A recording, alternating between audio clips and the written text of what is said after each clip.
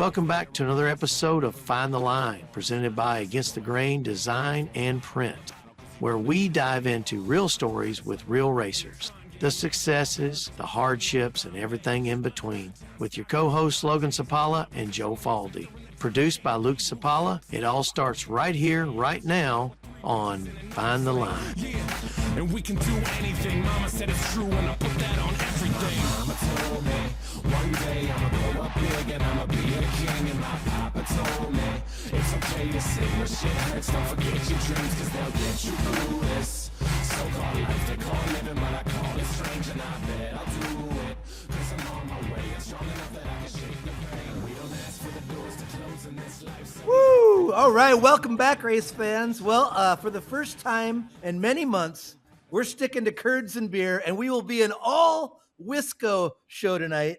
Our guest tonight is pushing the professionalism and just the old school frickin' send it for Hillclimb. I love this guy. It's going to be awesome.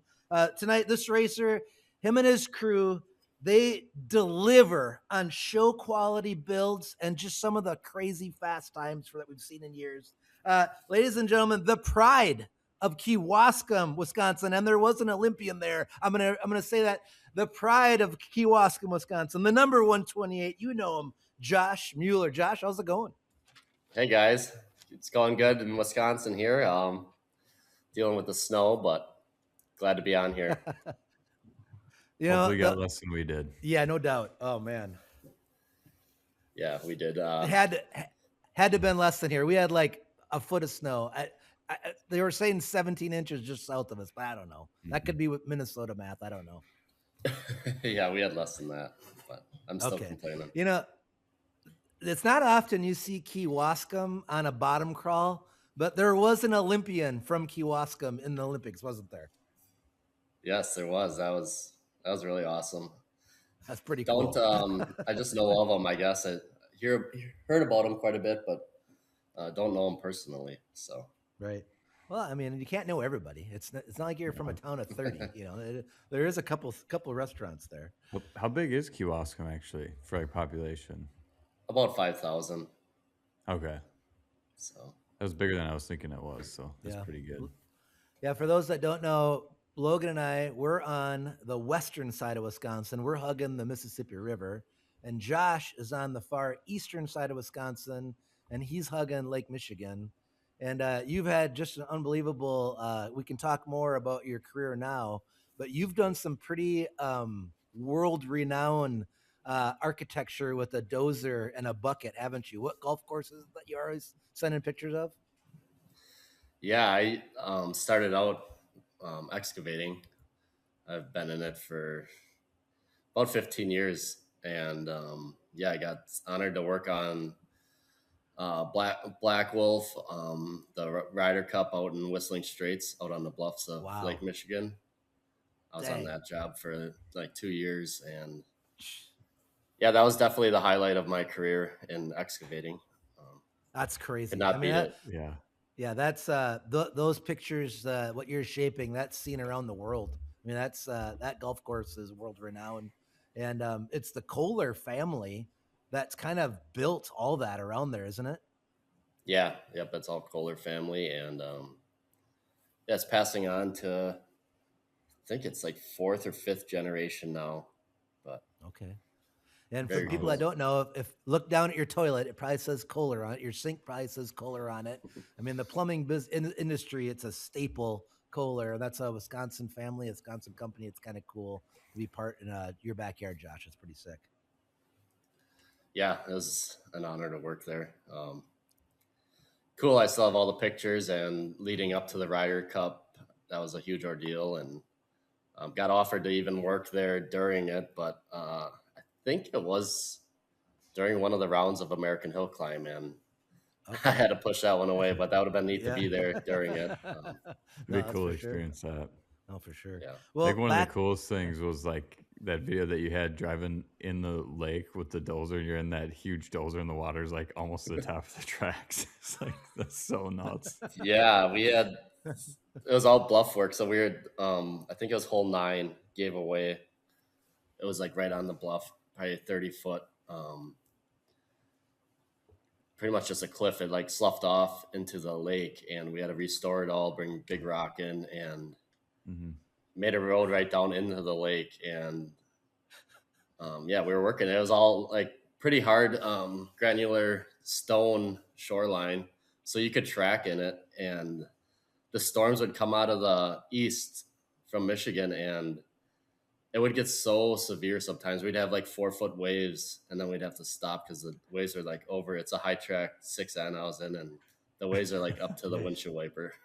I'm like, no thanks. That's crazy. Some sketchy shit going on, but I'm guessing if those go underwater, they probably don't float really well, right? Yeah, definitely not. You're the only Caterpillar guy that put a snorkel kit on your dozer. Yeah. That's wild. Well, backing it up though, when you were just a little Grom, were you born and raised in that area, Josh, or where did you grow up at? Yeah, I grew up right in Kewaskum. Okay. Still live like, I don't know, 300 feet from the place I grew up, so it's pretty cool. Nice. That's built a awesome. house. You know your neighbors. Yeah. Yeah, I know. Unfortunately, sometimes I want to put up a wall, but we're good. or should I say your neighbors know you, right? Yeah. The guy that doesn't own anything that's quiet. Cars, bikes, it's all loud, right? Yeah, they know I'm coming. Growing up, I know your dad raced my whole life. I always saw your dad, but were motorcycles, were they always a part of your life from when you grow up, or when did that kind of interject in your life? Yeah, I'd say that's the first thing I known when I was young. I was never around not having a motorcycle by. My dad was always wrenching, building on them, building on his Harleys, and I got into it with a PW50. My dad wasn't so much into the flat track, and then his friends that he was building the Harleys and Hillclimb bikes with were into it. So that's what I started out on. I started out on the PW, and went from there. It was always on the bikes and fucking around with something. What kind of mods did your dad have on that P-Dub? Oh, God. Well, after he knew I could ride it, I think I was like 4 or 5 years old. We started racing, and shit was never fast enough. You know how it goes. And he had that motor. Him and Louie and Junior Louders, big motorheads that worked at West Bend Harley, and I swear to God, that thing was apart more than like any other big bikes. Different cylinders. We had everything was like bored out. So if we were getting beat at the track on Sunday, we knew they were cheating. So had my wheels filled. They had bigger wheels on it. It was nuts. But I was dominating pretty good at 6, 7 years old on flat track. That's awesome. Oh man, that's funny. The Louders brothers, absolute icons in the Midwest here. They've built more quality, just unbelievably solid motorcycles, from Harleys to singles to everything. What an awesome asset for you and your dad to have close to home there. That had been kind of fun growing up. Yeah, that was awesome. Every night we'd go out in the shop, and I'd hang out there and just watch them. They'd be building all sorts of stuff. The street bikes they'd have tore apart, and I mean some nights we'd have like 4 or 5 guys in there, and they'd have so much shit apart, and it's like, what in the world? They don't know what they're doing, you know. Still some of the fastest Harleys that come out, and you still see them to this day racing, and it's pretty cool. Yeah. Obviously Logan's dad has so much respect for those guys, and the way he talks about them, they're like gods. I mean, they just knew how to finesse those big 2-lungers to get them to do exactly what they want to do, whether it was go left turns real fast or go uphill real fast. They had the combo for all that. That was pretty cool. Yeah, they did. Yeah. When you had that P-Dub, now Were you brick wall, Logan? Is that what you were? Was that your first violation, or was that No, Luke? Luke was the brick wall. I don't remember actually what I hit for sure. Okay, I was Maybe I was Melkos. good enough to not hit anything. That you don't have you never got the fear. Me and Luke had the fear right away. Josh, on that P dub, I did don't you remember. did you take anything out? Did you take like the Oh the God. quarter fender of the dad's work truck or something out, or? Yeah, so this is awesome. I'll never forget this. It was so great. So I'd rip out a dad's shop. He's got a pretty big shop, and he had the overhead doors open, and they'd do some tuning to it, and they'd be grinning. Louis would be standing there just grinning, and like has the bike holding it up, and Dad's like, "Well, let's see if this makes any difference," And he jump on it, and I don't know what they're always doing something. The throttle, they never had it screwed down. Like the shit was always wide open. So I'm coming around the back of the shop. I'll never forget. They're looking out the back windows, and when you're like 4 or 5 years old, you're staring at them, and not even paying attention. I fucking T-boned the propane tank. No, Right? oh, no, Right into the propane tank, and I went over the top of it. Oh my God, the forks, everything was junk. It was so funny. Oh. And they had a front row seat for watching that disaster, huh? Oh yeah. They all three came Okay. running, and I'm like, oh God.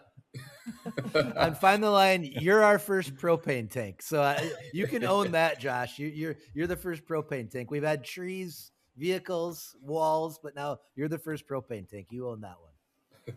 Yeah, and it was a shop propane tank, so it's like the 1,000-gallon tanks that sit there. Oh, God. It's not just the. Oh man, Yeah, it didn't move. right? Yeah, I bet not. No, yeah, Did you dent it? No, I think it dented my head a little bit. Oh man. So growing up, your flat tracking was your dad just mechanicking, or did he ever try turning left at all? Was he just kind of there helping you? Oh gosh.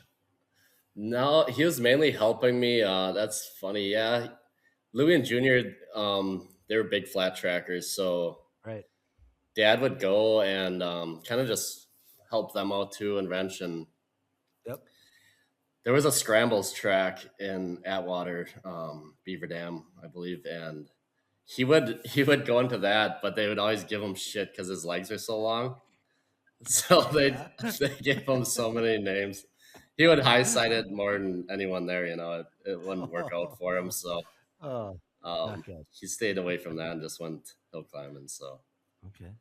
I think he got like the group of us into it more as far as the louder boys, and Right. started building like all them old school Harleys you've seen. Right. So. Right. Was that when you were little? Then did you stay in flat track till you were a teenager, or when did you kind of go? Because I know you did some moto and obviously hill climb, but how did you progress coming up from being a little grum? Yeah, I raced flat track probably till I'd say 80s, 85. So I think I was like 14. I switched over, and then I did a little bit of both. But yeah, once I got into the hill climb, I was just strictly dedicated to that. I think I raced. Okay. I mean, I was racing with Logan. I seen it was probably a 65s or 80s, right? I started, I think, but yeah. I don't know. I just kind of transferred over. I think Dad kind of got me switched over to it, and is like, you start doing this stuff, and yeah. Right. I'm pretty sure in my first 65 race, it was just you and I in the class, and you kicked my ass because I couldn't make it up the first breaker at Wisconsin Rapids. Yeah. Of course, you Tyler- would remember Tyler- that. I'm like 99% sure that's what happened. I wish I could find some old results sheet, but I think it was maybe it wasn't just us, but I do know I got my ass kicked. I kept getting stuck. That's a good memory. You can keep that. I don't kick your ass much anymore. So, yeah, it was fun. Yeah, I grew up racing with Logan and all that stuff for a while, and yeah. So basically, Midwest hill climbing when you were younger, then amateurly. And were you guys going out of state much? Were you going into Minnesota? Were you mainly racing in Wisconsin, or where did you guys kind of go when you were young? Yeah, mainly just Wisconsin. We did all like the District 16 Yep. hill climbs. Okay. All right. Didn't What was really start venturing out until I got into the bigger bikes. Once we got into like the KX 500 I have, and I think that's when I first started going out of state. So, okay? When you were little, obviously, Wisconsin had a pretty good series amateurly. And what was the hill that what was the one that you got jacked up for? I mean, there was some fun hills in Wisconsin. Was there any particular one that you really loved? oh geez, I would say when I was younger, it probably, boy, there was so many of them. Hickston was always fun. Mm-hmm. Mm-hmm. Love that That hill. was cool because you could also do the moto track in the back, and if you did the weekend, it was kind of neat doing that. Or another really fun hill, I'll never forget. It was just tiny hill, but just the coolest, fastest. Watching all them older guys go is Bloomville. Remember that hill? Yeah. That was cool. Yes. Yes. It was Oh like man. 100 and what, 75 feet, 200-foot hill. Yeah. How Something like loose? that. How loose did Randy Goulet get over the top on that hill? I mean, that guy would get so loose. I mean, that's when everybody, when you were walking around, when you heard those old triples fire up, you stopped what you were doing and watched. Those were the days, right? That was like the epitome of old school Midwest hill climbing. Like literally just a hill in some cow pasture, cow shit everywhere, and Yeah. just like as redneck backwater as you could get. I'm But pretty it sure was that's. fun. I think that's Todd's one of his favorite hills. I remember him talking Yeah. about Bloomville. He just loved that place. He's got the fast time trophy from the last race that they ever had there. So it's all engraved. They had like a traveling trophy, so it's all Cool. engraved, and it's pretty cool looking at that and seeing all the times. They were like, I don't know, 1 or 2 second times, I think, for some of Yeah. the fast ones, or maybe it was like high 2 seconds. It was really short Yeah. though. And I just remember that place, it always just had one massive rut in the dead center of the hill at the bottom. Nobody went anywhere else except to that one deep fucking rut. I just remember I was really little when it stopped. I don't even know I think maybe I was on like $1.25. And even at the time, going over the top, I was nervous about going through the trees at the top because I mean, even on a 125, you had to check up pretty hard. There was not much of a shutdown area up there, and you were going fast. No. It was something. Another good 65 story from me there. They were having timer issues, and in my second round, I had to ride like 7 times because I kept missing my time over and over. We like thought I was going to run out of gas. That's awesome. Do you guys remember when they would take and they'd have like the Japanese bike and they would try to kill it? They would like stick the thing wide open. Oh yeah, and try to kill them, and they'd Yeah. all go up with the sledgehammer and beat on it and stuff. Those were the good old days, right there. You couldn't do that anymore, but that was pretty fun. Yeah, I do remember now. That was at Bloomville or was that Dickeyville? That was Bloomville. Maybe Bloomville, both. I okay. just remember it at Bloomville, but yeah, Yeah. probably happened at every race. I don't know, but it was. They did not like the Japanese bikes back then. It was definitely American Thunder and funny. American Thunder only. Yeah. The other, I know, like when you were hill climbing, Josh Externs would have been into it a little bit still, and Bob got smoked in the face with a rock there, and I just remember him walking around with a bloody face too. Oh, jeez. I think that's where my brother hurt his knee. I think he broke his kneecap there on an RM 100. That's how long ago it was. They don't Nice. remember how long ago that bike was, like a 78 or something. That was a long time. Yeah, he busted his Here we kneecap. go. I found some results from 2002. Jake Exner won the Micro Mini. Mini Junior was his brother Harry, and then Josh got second, and I got third. Wow. And There my we go. mom won the 125 that day. Of course. Look at that. That's. She Oh, had and lots of- Toby won the 80 Open. Woo! Oh, dang. Dang. Well, yeah. everybody's smiling that day. Yep. That was, like that hill today would be so much fun again. Because remember how awesome the pits were? It was just huge flat pits, and you could see the hill from everywhere. It still would hold up today. That would be so fun to go back there and just freaking ride on that hill. Yep. That's wonder if- cool. We should talk to Mike or somebody. I wonder who put that on. It was probably like a motorcycle club or somebody. The Rib Mountain Riders. Okay. I do all know right. that much. All right. Well, hopefully they're still in existence. Maybe we could get them to get that sucker back going. That'd be pretty awesome. That would be pretty sweet. Isn't it crazy though, Josh? All those years ago, how you can have those dang memories, right? How they just stick with you. Yeah.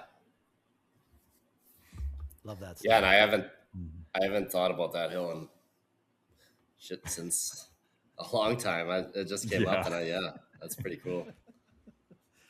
That's awesome. That starts of you guys battled your way through the Grom classes, and then did you go right from 80 to 500, Josh? I mean, was there any? Did you just go right to being a full on out man, or did you have any transition bikes? I had a 250, a Cowie. The cleanest Cowie 250 ever. Yeah, that thing was awesome. I wish I would have never sold it, but I sold it to Kesters, to Mitch there. I believe it. I think it was. Yeah.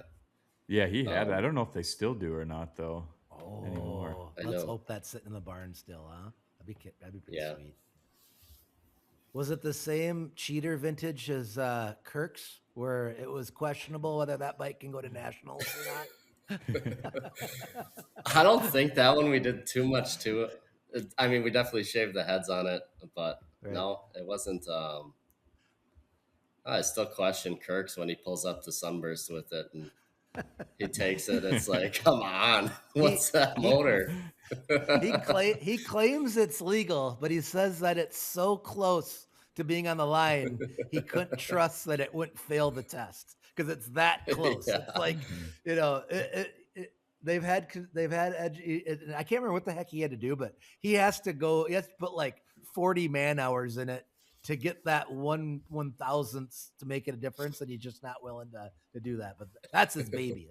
That 250 is Kirk's baby. That thing is never going to leave his hands. So something about those 250s, man. I wish I never would have sold mine. I still think I love that bike. Damn it. But yeah, that was fun. So I went from the 85s to 250, and then straight to I think when I got into the 500, I went into the open bike as well. Okay. I might have raced my KX 500 for a couple of years, and then Dad built me that green Sportster. Nice. Okay, so that was your very first open bike though.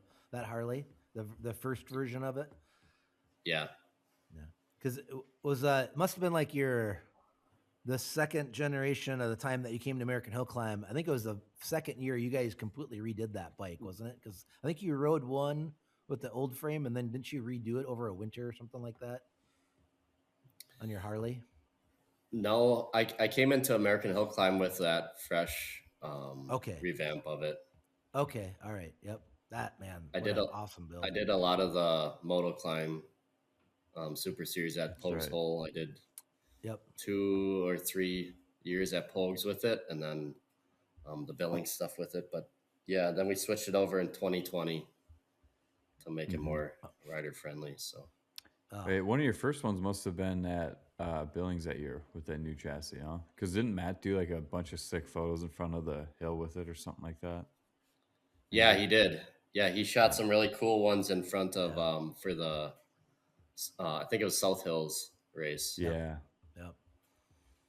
That was an epic weekend. That weekend was so freaking fun. Yeah, that was cool. I just love that stuff out there. It's opens your eyes so much when you don't ride out there often. It's just so intimidating. What year did Toby start going out west? Because he went on a few of the early trips with Dad and Mike Bronk and Kirk and all of them too, didn't he? I know he did to a few of them. Yeah, they went out to Billings to the Great American. It was my dad, and I know he went out there with maybe Kirk and Tommy Berger. I don't know. Oh yeah. So Tommy Berger raced that Harley that currently Corbin is raced. So that was Tommy Berger's Harley. Oh, that's and right. He raced that out at Billings, and then they also went out and did the Widowmaker as well, 2 years. And then I went out there the last year they had it with the 500, I believe. That's when we all drove out in Kester's hauler, right? Yeah, that was fun. It was, what was it? Kirk, Toby, me, Mitch, Dad, Kurt Kester, and then probably I think Stan usually came with, and maybe like Troy Shore. We had that camper so fucking full. Yeah, everyone hated each other when we got out there. Everyone was arguing. That was fun though. That was cool. Yeah, that was a good time. I remember watching that one. That one year, Kewaskum got rained out, and we were sitting on the couch watching the Widowmaker DVD or recap, and they had that big Red Bull arch going over like the entrance area for Widowmaker, and Toby was like, "Yeah, I was trying to fucking hit my head on that Red Bull arch," and he kept jumping every time he was on the video. He was jumping over it. God, yeah, there's some laughs going out there. Now this could all be hearsay, and maybe I should we'll edit it out if we have to. But was it you or your dad, or it was just you? It might have been your dad, or it was just Kirk and your dad going west. And that was that Toby. And yeah, it was Toby and Kirk, but Josh was coming. It was just me, Josh, Kirk, and Dad going out to Billings one summer. I think it was for the Great American. Okay. Yeah. Well, this is a story that I got, is that Kirk was driving and then got to wherever. He was getting tired and says to Toby, "Hey, you mind taking over driving for a little bit?" And Toby's like, "Yeah, it's just the only problem is I don't got a license right now." And Kirk's like, "Neither do I." Neither one of those guys had a driver's license. And they ended up being real good drivers the rest of the way, all the way out and back. That's the story I was told, whether it's true or not. But yeah, that's I'm sure that happened. Folklore. I'm sure that happened a couple times. I'm pretty sure that it was in the exchange of Josh, because he was only 15 when we went to that trip. So Toby was dropping him off with Kirk, and Kirk was coming the rest of the way to our house, I think. Okay, so I'll step in on this one. This is great. So that's when we were going out to Billings.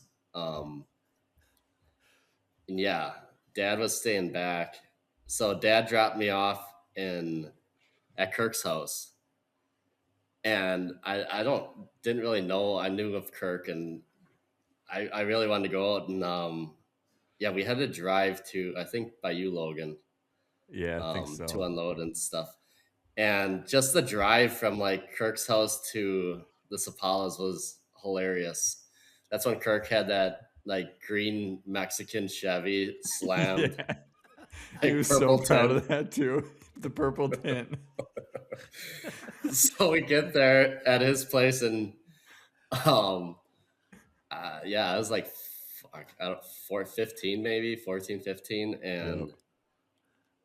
we get driving, and yeah, he didn't have a license then either, and I don't know, it was hilarious shit, but he like was asking me to drive too, and I'm like, yeah, whatever.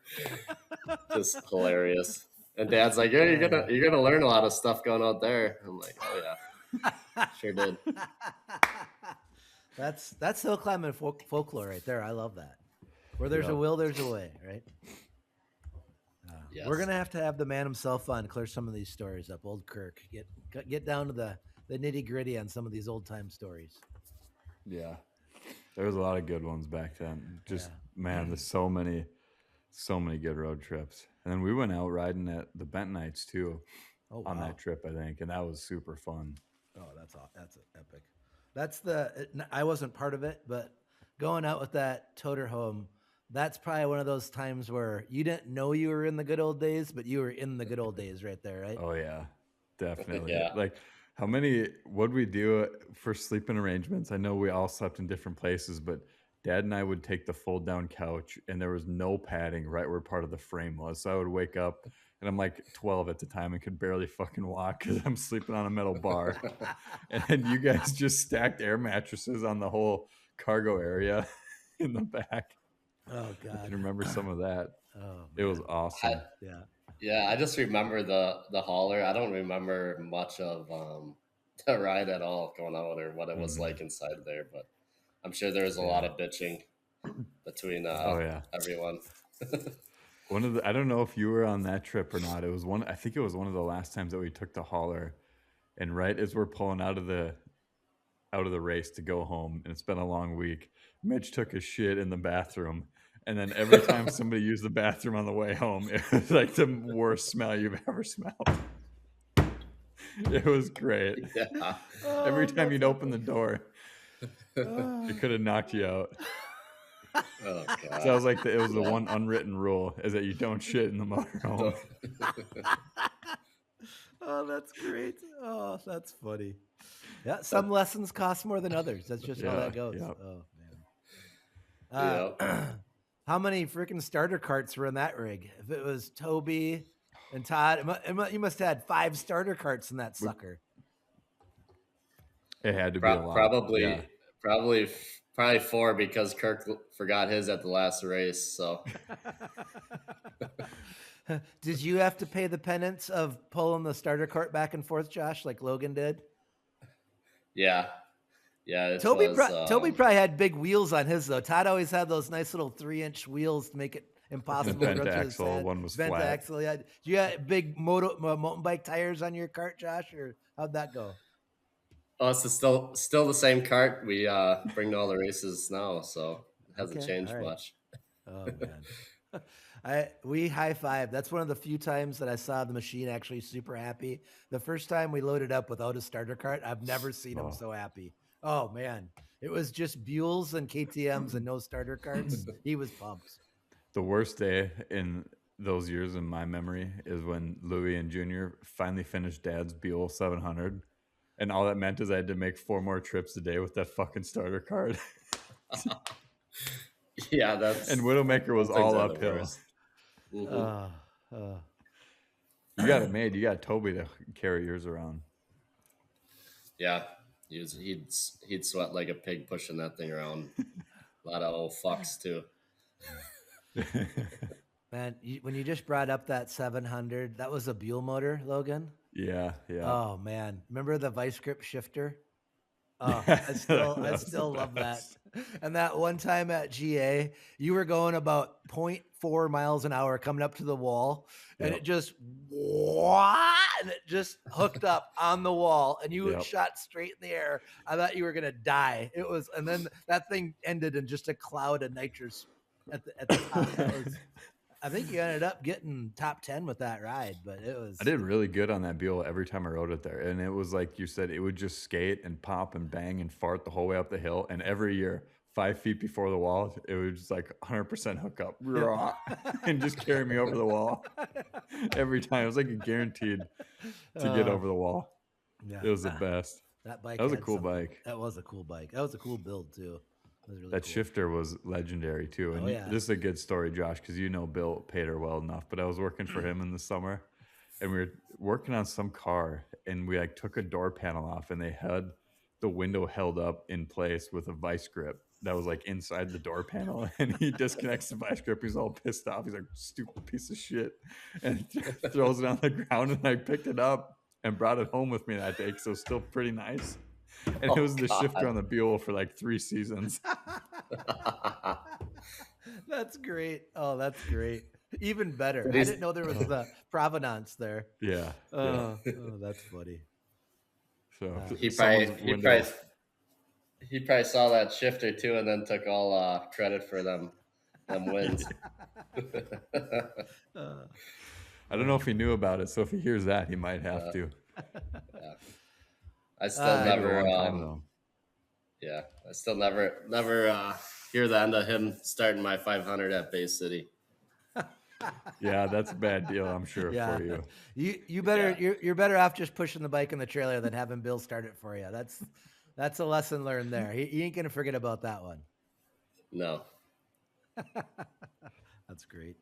We're talking about the builds, though. I mean, dang, Josh, the modern days here now that you're fans and that we know of you guys. Your dad and you've been a part of some pretty unbelievable builds. We talk about your Harley.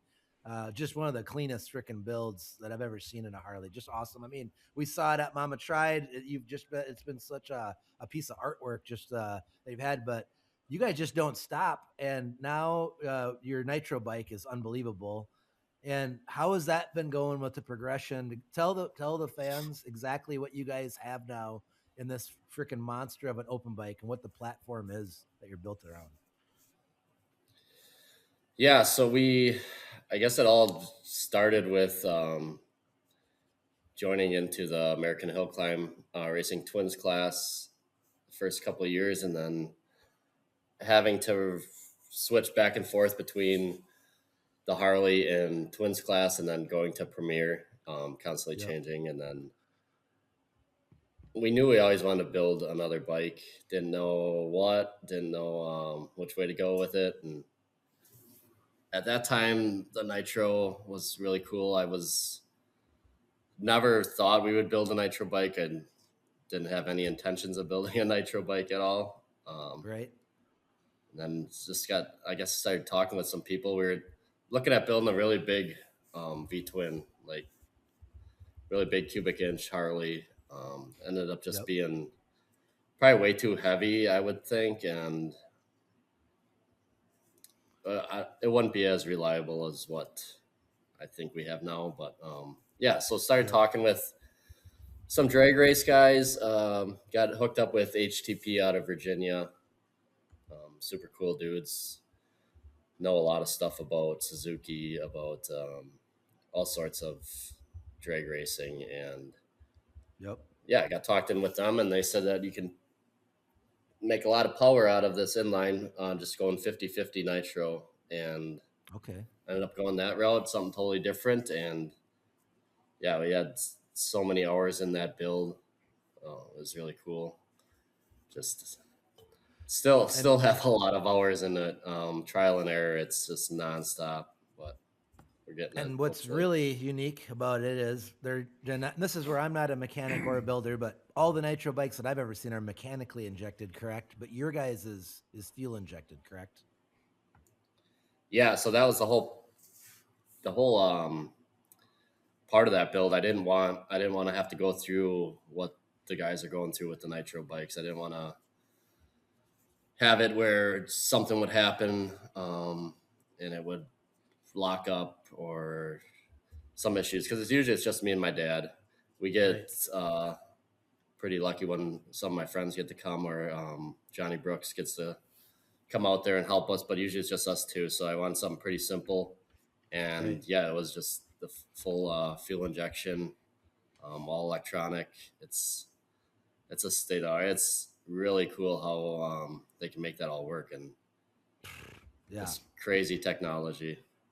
Yeah, you can correct my story if it's wrong, but just to explain the amount of technology and like how cool it is.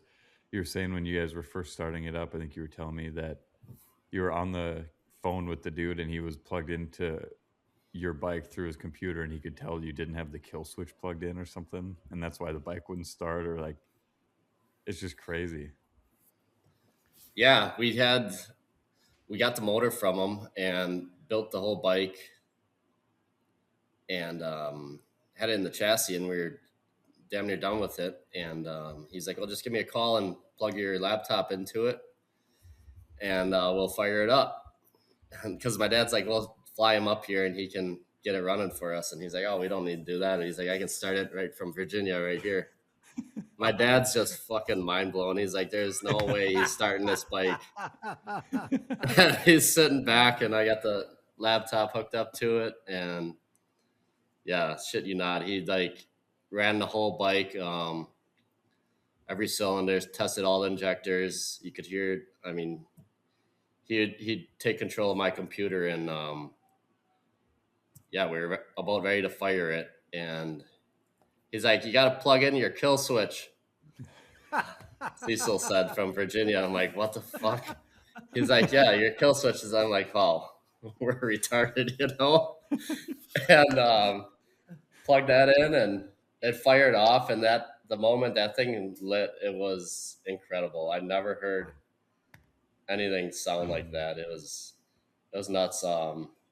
the whole time we were building it, me and Dad were going back and forth on what it's going to sound like, if it's going to be that loud. And I'm like, this thing's going to be fucking super loud. I'm like, look at the exhaust and the nitro. I said, it's going to be crazy loud. And he's like, yeah, it's not going to be loud. He's like, it'll just be like all them other Jap bikes.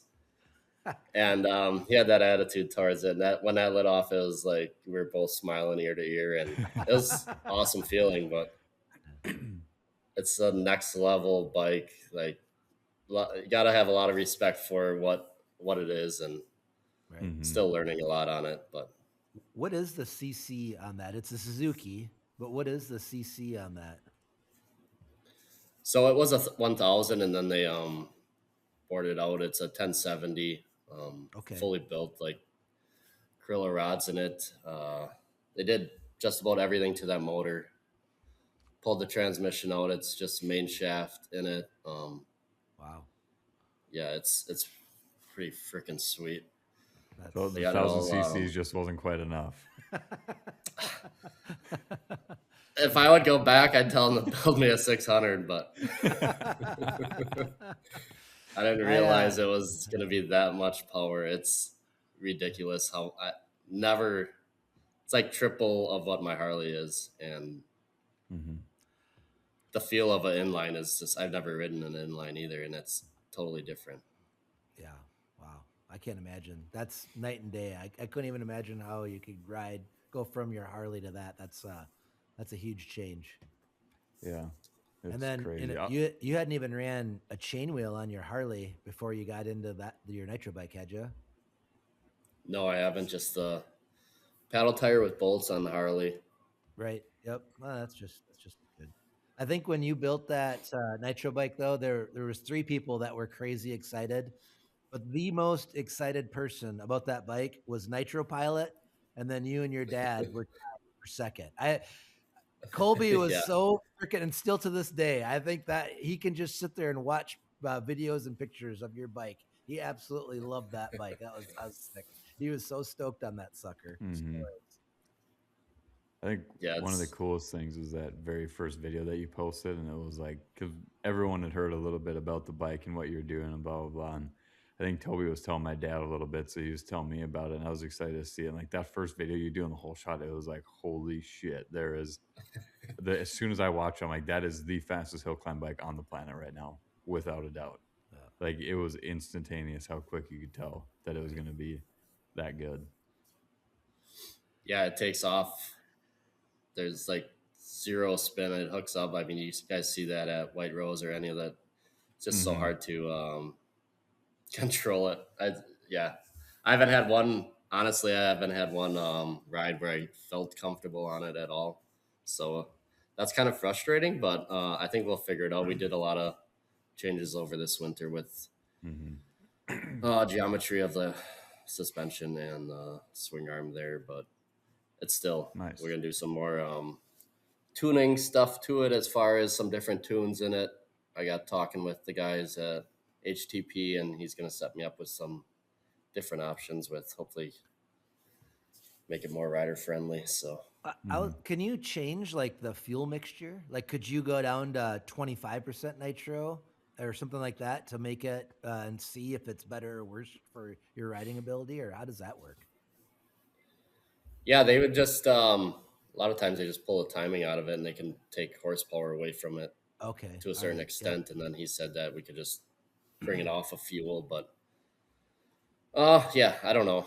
I'm gonna just let that up to them guys to figure out, and hopefully we can make something work this year. Because well, and that's the hardest thing is you don't have another hill climb bike to model after. You know, like we talked with Dexter Hohenhaus building his Buell, and he was nice enough to touch base with Todd and Mike Bronk and people to help him that have already made this animal and figure and get some help on it. With you guys, you're starting from scratch, almost like Fowler's when they built that turbo bike, and they came out and they had so much power, they kept cutting and cutting, and you could see Justin was getting better and better, and because they had to figure everything out, just like you guys are doing with your team and your bike, is you don't have anything to go off of. Like, you got to figure everything out for yourselves, and you don't know the best setup yet because you haven't hit it. You know, it's like you're just going to keep changing shit till you find it. That's so hard and so I respect the hell out of it, but it's so damn hard, you know?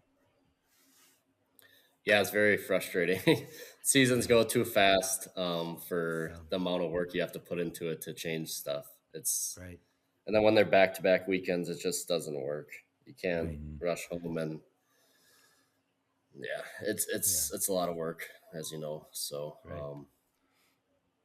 yeah, You we're just got to still buy a in. little bit bigger trailer, and then you can put a portable welder and frame jig in there and just make all the changes on the go. Yeah, Toby's I like taking that. Toby notes. in the trailer for the week. he's already pressured up pretty bad. Where I think that wouldn't make it any better. You'd be cutting apart the swing arm mid race for round 2. Yeah. Oh God. So not only do you have this epic open bike build that you've been working on and just making, it's so freaking cool they got, but you guys have been working on a twins build for a few years. Has that progressed at all? Or have you guys, are you still focusing on the open bike, or where are we at with the Pan Am? Yeah, so the twins build can finally say it's gonna be done. So Woo! Wow. Nice. Awesome. yeah, it was That's taking a couple of years there, which whatever. It was put on the back burner once like last season we had so many changes with that nitro bike and work to be done. We didn't even think about touching that. So Right. yeah, it's frames all done, swing arms all done. It's getting put together right now, and it's going to be shipped up to some guys that are going to be tuning it this weekend, hopefully. So tuning it, Nice. wiring Nice. it, and then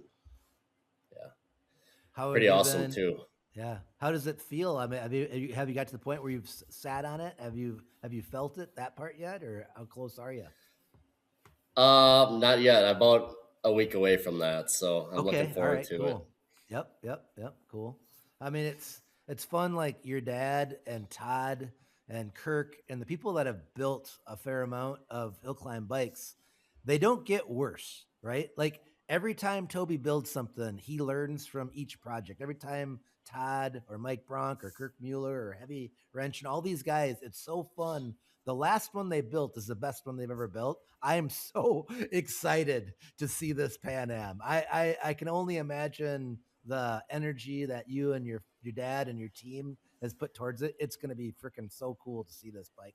Yet again, you guys don't do anything the easy way. Nobody else has done one. Let's build one, right? So it's going to be fun. That's got to be hard though when you're making the blueprints yourself. Yeah, Dad put so much time into it. Just the frame is a work of art. When you see the frame, you'll know every little piece of it. The braces in it and everything is. It looks like he did all the work on it, so it's all him on this one, and I'm mainly just there to make it look pretty, I guess. So yeah, I'm ready Important for it. stuff. Important stuff. Yeah.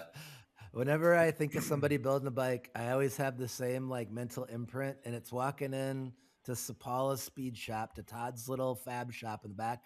And him and Mike Bronk were back there on one of the Buells, and I walk in and Todd's hair is sticking all straight out like he was just put his head in. Mike Bronk's hair's all messed up. They got grease all over their shirt, and they're both just disgusted, right?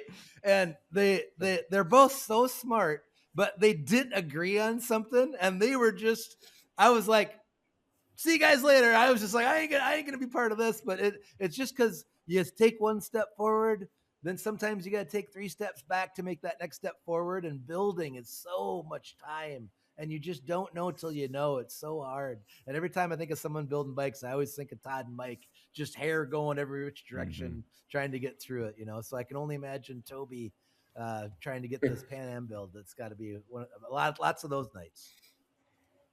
Yeah, I walked in a couple days ago, and he was fabbing up the fuel tank for it, and he's putting that in the subframe part, and he had it just about probably 80% done, and he's going to put it on, and the clearances are so tight with the rear shock coming down, and it's like pretty tight, like damn near touching. And I could tell. I walked in there, and yeah, he had the hair fucking straight up.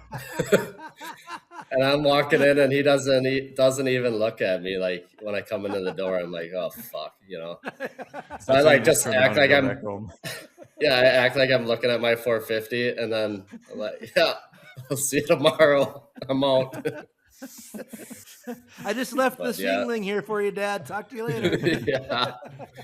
There's a lot of them days with the building part. So Oh, Yeah. for sure. Wow, that's cool.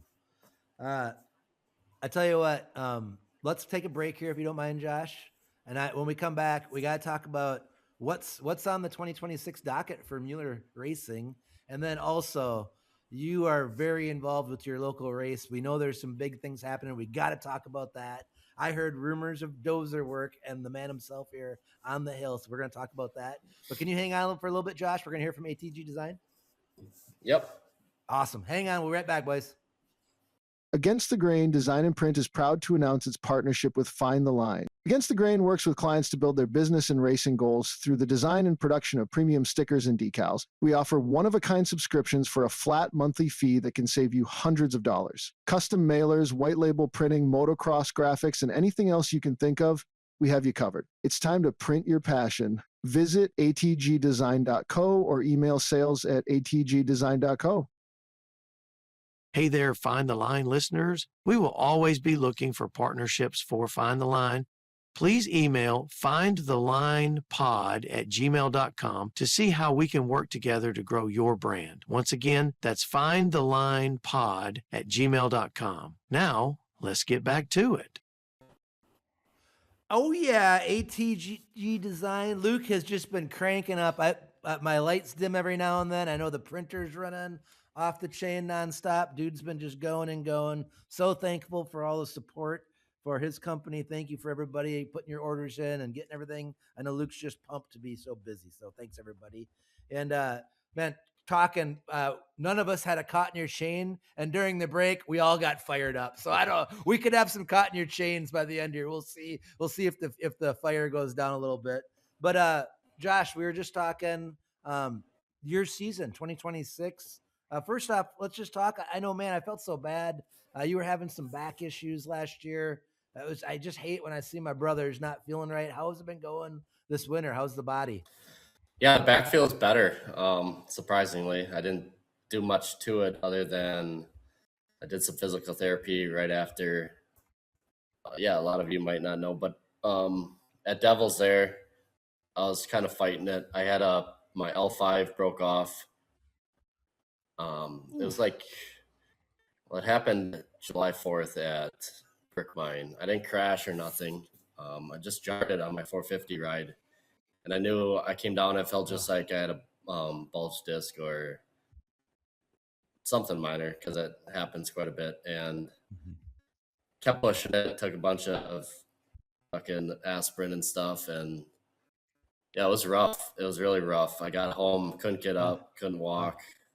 And then muscled it to go to Devils, and got there. And it was miserable. It was better than what it was, but yeah, that piece lodged into my spinal nerve, and just a constant nerve pain. I couldn't walk after that for 2 weeks, and then got 2 spinal epidurals, and it kind of numbed my whole back, and it took inflammation out and pulled that piece away. And yeah, I don't know, it's floating around. They said that your body kind of eats that fragments, that tissue stuff up, so hopefully it's gone. I have no idea, but it feels great. And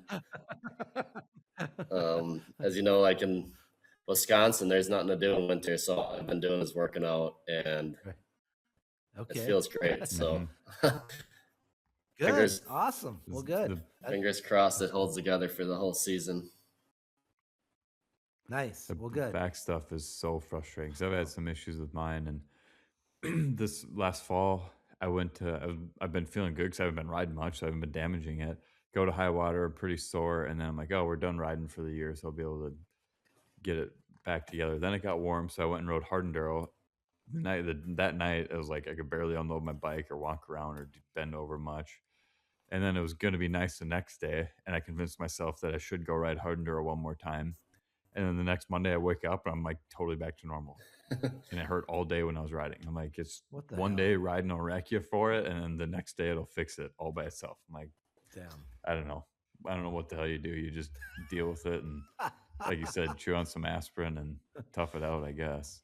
It's Oh, crazy. man. Yeah, it's the worst. And then my feeling. first night back to the sandbox, I got done with it.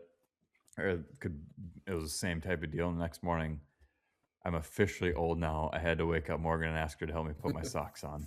Oh no! Yikes! It was that bad. Yikes! I could barely shift my car Oh driving crap! to work. And then a week and a half later, totally normal. I've ridden 3 or 4 times and felt great every time. Like, Oh, no rhyme or no. reason. It just happens. It's Oh, my great. gosh. Yeah. Well, you got to get one of those little hooks with the little clampers or whatever, and then you lay on the bed and you get your toe. I mean, where there's a will, there's a way. I've seen people that got clothespins on boards, right? Yeah, I'm installing an I-beam over our bed this weekend just to help put a little Right. cable and winch myself out of bed in the morning. We'll be dialed. Yeah, nope. That's usually the test if you get your socks on or not. I have So, one day went to work with no socks in my boots because I just couldn't do it, and I'm like, F it. I'll never do that again. I will figure a way out. That was miserable, but yeah, we've all been there. Yeah. Well, Josh, glad to hear that you're feeling better for now. I mean, obviously, you do a lot of labor in your job, and you just ask a lot of your body. So, all you can do is what you can do. But I'm just glad you're feeling better now. So that's awesome. But for 2026, what are we thinking? What are your hopes? What are your dreams? Is there any races that you're hoping to hit this summer? Or what do you got on the docket? Yeah. So this year, I guess, first off, make sure all the bikes are in racing shape. So it should be. But start out the season, they're going to White Rose for American Hillclimb East. Would be the plan. Nice. Okay. I guess, yeah, see how that first race goes. And from there, I don't know how serious we're going to be about hitting the full East Series. We have a few other off races I want to do for sure. I'm going to be putting a lot into my hometown race that I will hit on, but definitely going to hit up the North Dakota Brick Mine and Fordville this year. Yes. So. Awesome. Hell yeah. Oh, that's great. Oh, the Eagle Ridge will be pumped to hear that you're coming. That's awesome. Yeah, I was excited to hear that they changed the date too. That made me super excited. Not a fan of the 4th of July. I know, Logan, you might like that with the more time off and stuff, but it just is super busy with my friends. We throw like a crazy ass fucking party back home here. We got a big pond and we barbecue, we smoke a bunch of meat, and I missed it last year, and it hurt quite a bit. The wife went to it, and my buddy, and they're all missing me. But I'm glad to hear that changed to the last week in June, and definitely gonna hit that up. So I'm excited to see how it works. I hope that they get a little bit better pull, because it's always been crazy to me that they haven't pulled a little better from Billings or from District 23, from the Minnesota, Wisconsin racers. And I think this is going to help, because we're cabin country here, Josh. I mean, this, like 4th of July, that's a big family holiday where most people have something that they're going to do where they get together, where it's unfortunately not dirt bikes, So I'm interested to see if this helps their pull. I think it will. Yeah, I think so too. I think it's gonna.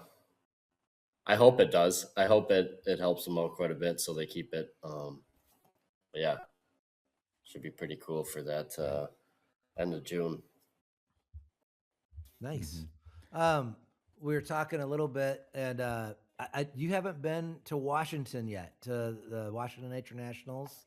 What are your thoughts about that hill for the national championship this year? Do you think that's going to be a fun hill from what you've seen of it out there? From seeing videos, I think it is. I don't know. I can't. I've never been out there. They put a lot of effort into it. I know that. So the venue's definitely going to be worth it for the riders and stuff that get out there. yeah, it's definitely going to be the hill size is perfect. Long hill like that. That's cool, Right. badass. But Have you hit a ramp? Have you hit a ramp before? last time I hit a ramp was on my 12-speed mountain bike, and I fucking ate shit hard. But I'm not scared. I'm not scared to hit ramps on my 450 moto bike. Do enough of them around here. I got some big booters at the house, so no, that'd be cool. I'd be up for it. I think you'd be really good there. I mean, your riding style, I think, would adapt well to Washington. And man, I hope to see you race there, whether in the spring or the fall. I don't know what it's going to be like in the fall. I've only been there in the spring. I don't know if the conditions will be much different or not, but it's going to be interesting. I think it's Devils is they've raised the bar pretty high for the national championship, building that entire second hill, just having the environment like they have. It's going to be tough for Washington to get it that high for that excitement and that entertainment. But I'm excited to see what they do. It won't be for lack of effort. Washington goes all out. They'll do everything they can to put the best show on possible. I'm pretty dang excited to see how it goes. Yeah. If points allow and you do make enough, Josh, would you go? Yeah, we'd have to. That's a big talk. So I think if I threw it past the wife, she loves going all over the country. So she'd want to go out there. I know that. Right. Yeah, if it's in the cards, and just tell her it's wine country. Oh God, she'll be there. Perfect. She'll be flying there before me. Yes. I'm hoping. See how the work schedule looks too. That's the big thing with spring coming. I'm packed, which is great. I want to really focus a lot more too on work, so I might be skipping a couple of the rounds. So hopefully I do good enough to qualify. If I do miss 2 rounds, I'm not really pressed on it. So right. Did you miss 1 or 2 last year? I missed 1. Yeah. Okay. Yeah, I missed. What did I miss last year? Was it Kansas? Yeah, Kansas. Or was it? Okay. Oh, I had a wedding. I had my big pig's butt tacos owner's wedding, so I couldn't pass that one up. Unless I get my name off the menu, and then I can't lose my tacos. No, you can't be doing that. No, you got priorities. I like it. Yeah. Well, I hope it works out. And yeah, it sucks. This year we've talked about the schedule for racing, and man, when you're in construction, spring and fall are 2 nasty seasons because you've been waiting on winter to go, and then to have so many freaking races in June is going to be tough. I mean, there's just a lot going on in June, so it's going to be interesting. I think it's going to be hard for a lot of people, but we'll see. But yeah, you just mentioned your home race at Kewaskum, the Sunburst Ski Hill. And man, one of the funnest events in Wisconsin. The Kettle Moraine sport riders have been putting this event on for, God, it's got to be 50 years, isn't it? I mean, it's been a long time that they've been putting that on. 43 years, I believe, this year it's going to be. So, wow. Wow, that is awesome. And they have an awesome group of people there. I mean, there is a big crew of blue shirts there when they're working. I know Mike Bronk has helped them make that part of the District 16 points for the stock class. And they've always just had but that environment, how many road bikes, Josh, do you think come into that race? Jeez, I bet close to 1,000 because I met with them this year and talked about the last year's climb, and it was one of the best spectator turnouts they've had. They had like 2,800 through the door. So. Holy crap. Awesome. That's pretty awesome. And I noticed it too. I seen it like come around like 2:00, the end of the first round, starts at noon. And I'm like, wow, this place is packed. And beautiful day. Yeah, it was great for them. So I hope it keeps going. It's definitely just gonna get better. So got a lot of things in the works that this coming year, and advertising is going way up. Everything, a lot of big aspects of the whole climb is gonna be better. So We've talked about the race before, but one thing that because I didn't go to any professional events till I was really old and way along in my career. But growing up, we would go to Kewaskum and race, and it's always been like a semi-pro style hill and event. And what they've always done so good is it's 4 hours. I bet that sucker runs. Is it 4 or 5? I mean, it's quick. Yeah. Because Fast. it's perfect because the crowd doesn't get bored. There's action. They have good beer, good food, good viewing area. And man, they just do it so good. The little things that they've done, and they are very generous there. That club has always been generous to the riders. They pay back a long ways in the classes. They pay very well. They're very good. It's just an awesome event. If you're within 6 hours of that event, you're dumb not to go because it is just an awesome event that they have there. But now what I'm really excited about is that hill has been all kinds of sketchy, and it has ate me up more times than I can remember. But is it true? Has the fancy hardscapes put some blades on that hill? Is this the reality that we're living in right now, Josh? yeah. So last year was probably the worst the hill's been. It was super sketchy on the top. Put me into the woods on the Harley. Took the lights out. Oof. Completely sideways. Yikes. Yeah, we came down and had some beers afterwards with the club and thanked them for everything. And they came up to me and offered me to help out with the hill.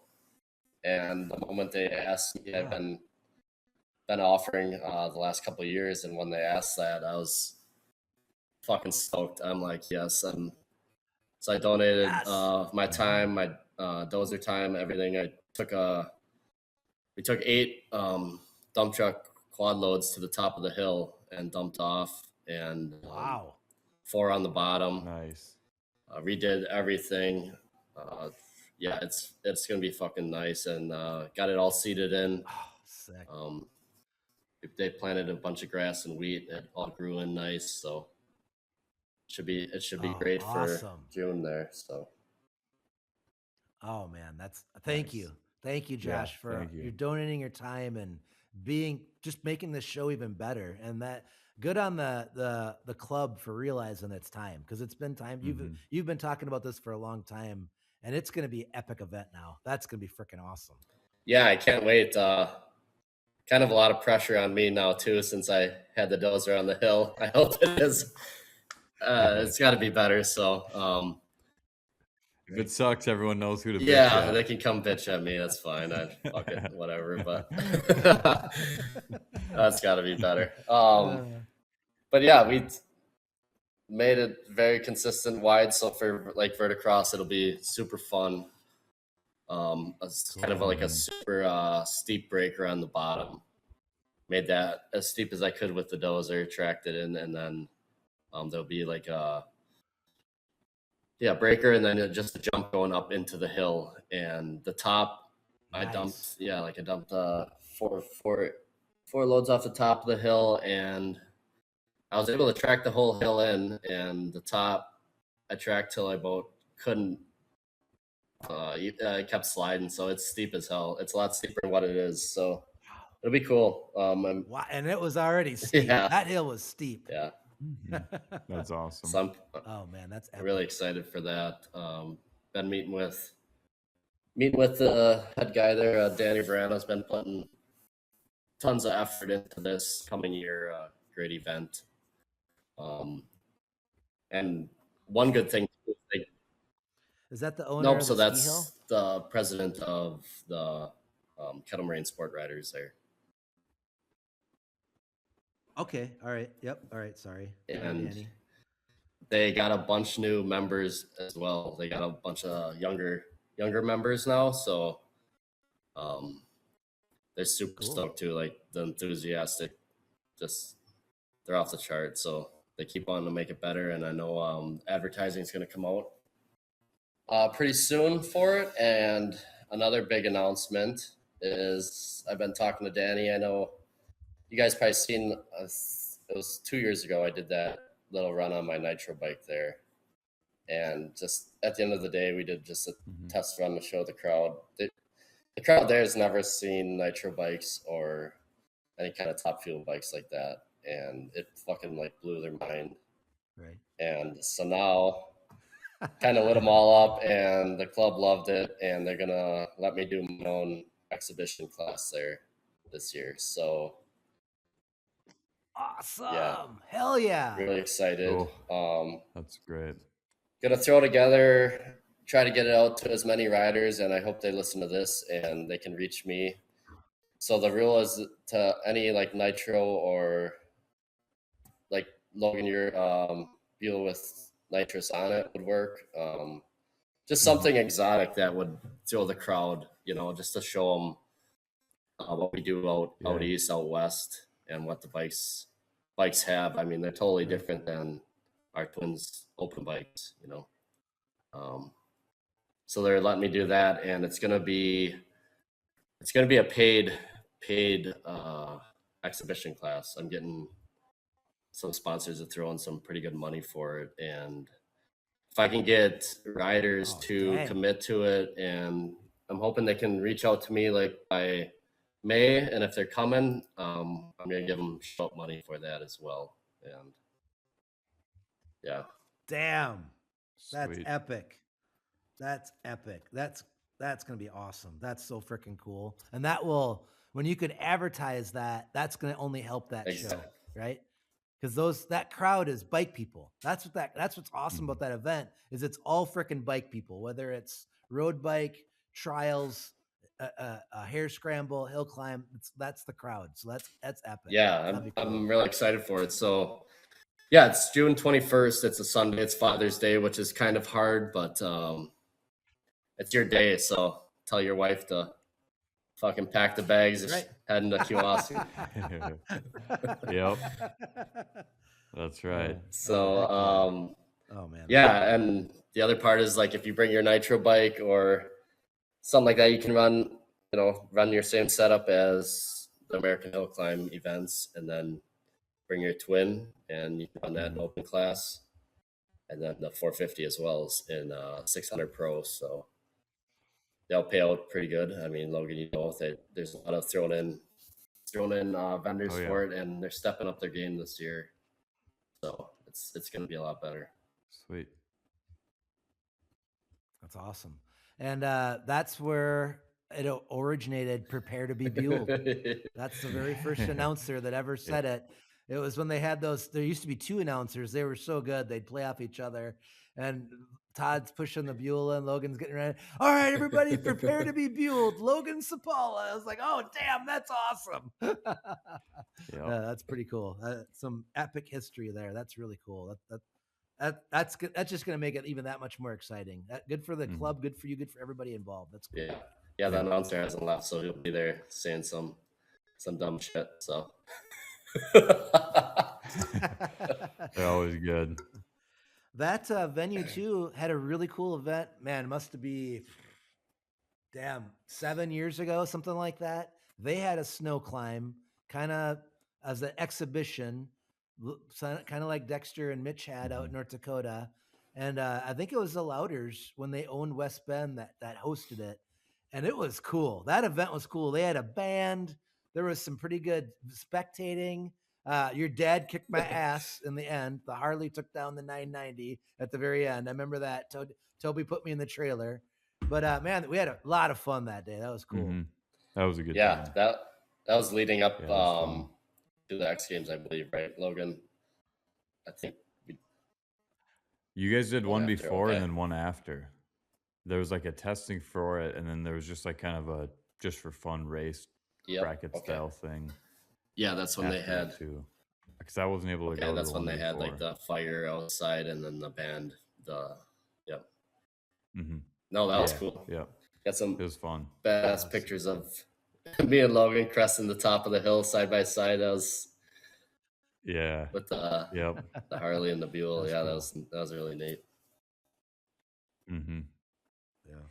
I think your dad had that one paddle tire with bolts in it, and it started coming loose, and it was throwing paddles out to the crowd Yeah. that time. Yep. It was an remember that. interactive race. You could Yep. take a chunk of your Dominator back with Yeah. you if you wanted. It'd be cool to bring that back. In the winter, the ski hill owner of Sunburst is really open for new things, so it wouldn't hurt to push it past them and maybe get a little bit of a mini series going on with Sunburst and Dexter's. Yeah, There it'd be you go. sweet. They had a pretty good crowd. I remember that for that event, and there's a few hundred people out there watching. That's enough to have a good bar tab for him at the end of the day. So you never know, if you advertise it a little bit more, what could happen. That's pretty neat. The weather was perfect that day too. I remember it was pretty freaking awesome. So that always helps. Yeah, it was beautiful. Well, boys, I tell you what, it's loading up to be a pretty epic summer. Obviously, thank you, Josh, for all you're doing to help your local race go. And I'm hoping to see you at all the American Hill Climb events so we can get you out in Washington competing for the national championship. But I just wonder if there's anything that's bothering you guys right now. Logan, do you want to hit it? Can you find the sounder? Is that possible? Oh yeah, we can do that. Rolling smooth and bam, it hits. Something in your sprocket throwing fits. A pebble, a problem, some petty pain. Time to sound off what's caught in your chain. Oh, I got a quick one here. I'm just going to start with one. You know what really bothers me is our damn phones are always listening. And I'll be damned if you look at a plane ticket and then you talk with your family about it and then you go back and it's more expensive. Drives me up the freaking wall. I don't know if I got to say like, oh, I need the flight to be under $1,000 and we'll book. And then all of a sudden it'll go down. But it's so annoying how our damn phones are always listening. And maybe they're not. I don't know, but it drives me wild. God dang it. I got to be smart enough to know how to go in and look at stuff where it doesn't know it's me. I don't know. It just pisses me off. Hate that crap. It's always fun. Yeah, they definitely sucks. Now I said that just cost me another $200 a ticket. It's going to cost me another $800 before we book probably. So that's the one that gets me. Damn it. Smartphones. To hell with them. Oh, the other thing I'm just going to say, crosswind assist is the devil. The other day, it was about 40-mile-an-hour winds, and my work van, usually it's a low boy, so I usually don't get it. But I had about 10 crosswind assists on my way into work, and I was ready to drive right into a freaking telephone pole. God, do I hate It's the worst. It's the dumbest thing I've ever seen. I thought German engineers were smart. No, they are idiots. That is the dumbest thing anybody's ever put in a vehicle. I have no idea how that's supposed to help you. It doesn't make any sense to me how that makes life better when it's blowing 40 and icy and it turns the wheel and hits the brake. Like, what the frick? That's not how this works. Oh God. Nope. It's the absolute worst. I hate every ounce of it. Yeah. Got no time for that. But I bought the delete kit for mine, so I don't have to deal with that anymore. Okay. Yeah. It's I should been probably nice. get it. Yeah. No, you showed it to me. It's my own fault now. Now it's my fault because I haven't done it. So yeah. Tom or Logan, you got anything? Yeah, I do actually. I didn't know if I did, and then I was reminded about a Facebook post that we saw last week, and I'm just like, it's just caught in my chain that we continue to modify dumb rules that have little to no impact on the sport and just leave all the glaring issues alone and do nothing to align the rule books between series or improve anything or use current rules that are in existence to go after new sponsors. Like this whole paddle tire in the twins class deal kind of defeats half of the purpose of why the class was originated, and it completely eliminates you from getting any type of industry support when you're not going to be using. I mean, realistically, there's going to be Kansas and Ohio that will potentially use knobbies. The other 4 races in the series will be all on paddle tires, and now you've just completely cut any chance you have at going into industry support or getting a spec tire. I mean, like we've talked about, the fruit is hanging pretty low off the trees to go and get something. I have a hard time believing that if you found Dunlop or Hoosier or really any tire and Right. said, "Hey, become a title sponsor for this series. We will require a spec tire for this and give us some sort of contingency." Right. Is like I just have to believe that there's something out there for the sport, but instead we're just completely eliminating that option and Yeah. adding in weird rules that make no sense. And I can guarantee you, or almost guarantee you, that I'll probably still have to change my number plates after Washington to make sure they're the right color for White Rose. And Please. we won't have linear rule books between the two series this year for what is this the fourth year now? Yeah. We gotta Or have. third maybe. Can we please just match the backgrounds and the It's color just numbers? insanity. I mean, It that is is so just fucking that should stupid. be an absolute minimum. That the 450 class and premier class match, and then why can't the twins and the 700 class match? I don't know, Yeah. but whatever. Let's just. If we can't do that in our fourth season, or by the time our fourth season starts, then I'm just gonna chalk this up to be a failure because it's unbelievable that we can't change the fucking background color on a number plate, but we're worried about what tire selection we're gonna use for Yeah. a certain class. I feel like you're gonna get headhunted on this, and they're gonna I say might. if you've raced both series, you have to run like purple backgrounds with pink glitter for your That's background fine. color. As long as I don't have to change the fucking number plates every other weekend, I'm fine with it. Have you changed number plates on your new KTM yet? Do you know how many tools it takes? Oh god! You have to take no- the entire rear fucking fender off, oh god! and it takes like 5 different tools to Yeah. get your number plates switched over. The best It's ever crazy. was the old like Snowflake, that vintage Husky, where those whole side panels just slid off. Oh yeah, you Oh don't even need god! bolts. No, it was the best. I was like that. That was Yep. awesome. I think they there's were all one like that. bolt on one side Right. that holds it in Yeah, by the no, exhaust or something. that- There's like those one were small brilliant. Torx. No, Yeah, those were brilliant. Yeah, that was nice. Yeah, now you have to take the seat off, take the rear fender off, Oh. and then take a Torx, an 8 mil, and a 6 mil, I believe, or it Right. might be a big Torx. Whatever. It's like 4 different tools though. It's Yeah. crazy. Well, they'll just remind you, kind of like how for Rockwell when they said, "Hey, Tristan put a video out there that you can change from extensions Yeah. to back, and it's only 11.7 minutes, and it's so simple."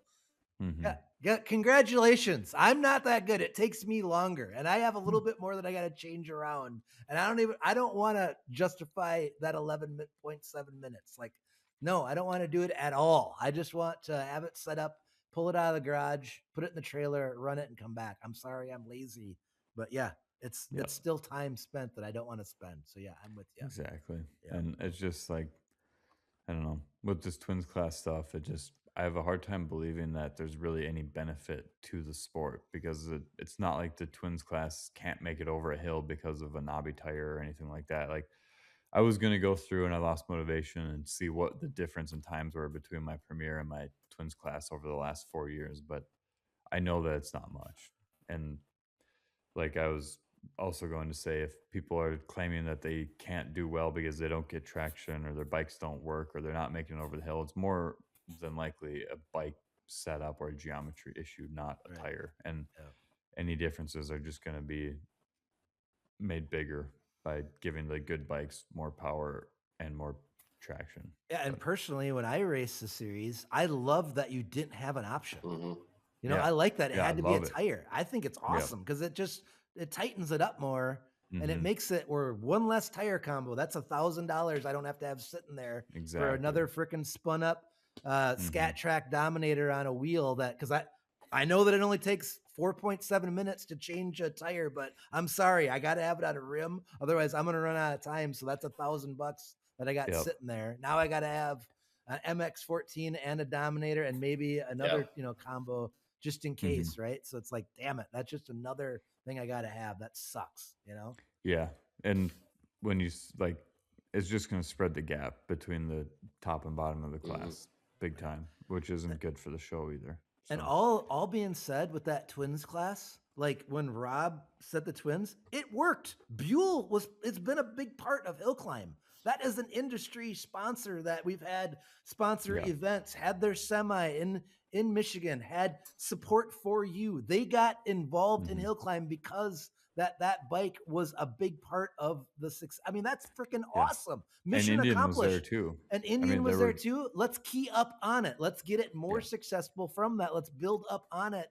Look at how these twins can compete with the tire against these other bikes. Like that's a staple. That's a good thing, Mhm. right? Like I think there's a lot of good that's came out of it. Let's key up on that, you know.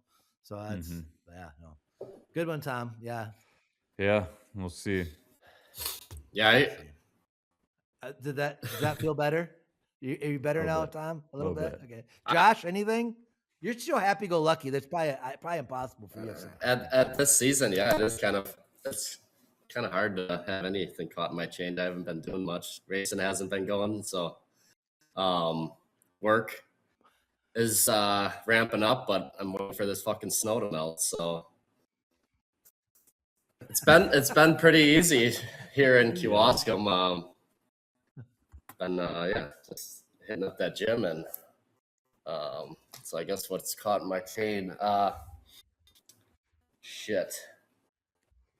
Does it bother you that Yingling's in Wisconsin now, Josh? Is that a problem? Because it used to be kind of special when we went east. Is that caught in your chain that now you can get a Yinger whenever you want? Is that No, not really. I see it all over. It's all over every bar now. So whatever. But I don't really drink that too much. Okay, whatever. No, it's probably like I guess when I do go and work out, it's the new era of the younger guys are just such bitches.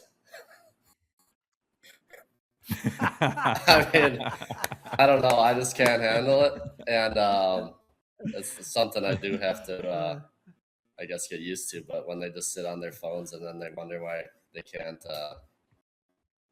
get any arms on them, you know, in the gym, it's pretty bad. But that's a minor bitch for me. So. Okay, all right, that's pretty good if that's all you got. But I do agree with I do agree with Logan's point there with the tires and stuff. They definitely have to point a little bit more effort into other things in the classes right now, because that's all going great. I think focus on other shit. Mhm. There's a lot more to look at than the classes are all working. So, but yeah, right. On the racing side of it, like when I am traveling, fuck, I got something caught in the chain, like coming home with the motorhome. You like roll into a gas station at like 2 a.m, and all you want to do is fill up your fucking tank, and the fucking pump doesn't read your card. Like, are you kidding me? So you walk in, no, There's nothing. and you walk into the fucking shithole that you're at, and they have no idea what you're talking about. And then they, seriously, 70% of the time when I do that, I'll prepay, and then I'm the retard because I give them the wrong fucking pump number, and I go out, and it's on the wrong pump. So it takes me like an hour to fill up the stupid motorhome. Yeah. Oh, it pisses me off so bad.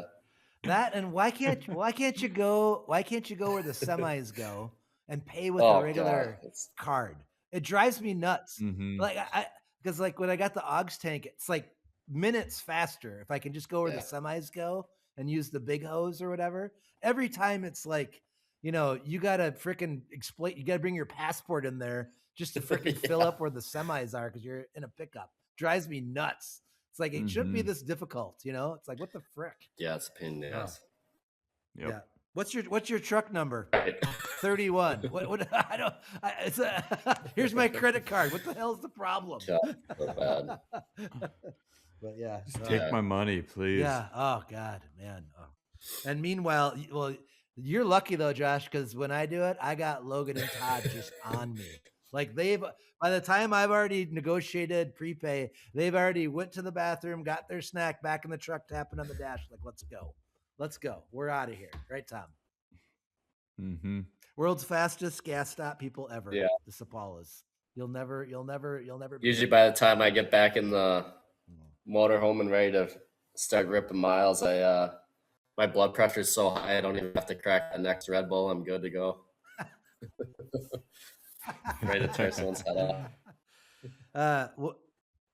One of my guilty pleasures is, on Insta, that guy that's in the gym that's dressed up like the janitor. Have you seen those, Josh? Where like the guys are over there like deadlifting, and then he has like that mop or whatever that weighs like 100 pounds or something. God, I crack up so much when he just gets those guys, and then he'll just go pick up their weights and move it over, and they're all like, "What?" Yeah, I forgot that guy's name. Them are funny. That's really good. Oh yeah, God, they crack me up. I love that stuff. Yeah. Well, boys, I tell you what, I think we better call her a day. But Josh, thank you. Thanks for all your time, energy, effort, making the local race so awesome. Thank you. But dude, you've been pushing the ceiling high in American Hill Climb when you and your team have been showing up. It's so fun when I see the Mueller rig pull in. I know you guys are bringing top level equipment, top level talent, and you guys are so good with the fans and such an awesome part of the races. I hope that American Hill Climb gets you to every event that you can get to this year, and so pumped them get to be able to race with you at the Brick Mine. That's going to be freaking epic this year. We're going to bring it. We're going to bring it. We're going to go all the way this year. Brick Mine. It's going to be awesome. Yeah. Thank you guys too. We put a lot of effort into it, and yeah, we love it. We love the sport. So we're going to keep pushing and try our hardest, I guess, this coming year. Mint. All right, Tom, you got anything else? Nope, I'm all good. All right, buddy. Well, Josh, thanks for everything. We'll be talking soon, and keep us in the lowdown for Father's Day. We'll keep prepping that out and see if we can get that exhibition class just stacked. Yeah, come on. My mama told me one day I'ma grow up big and I'ma be a king. And my papa told me it's okay to sit where shit hurts. Don't forget your dreams, cause they'll get you through this so-called life.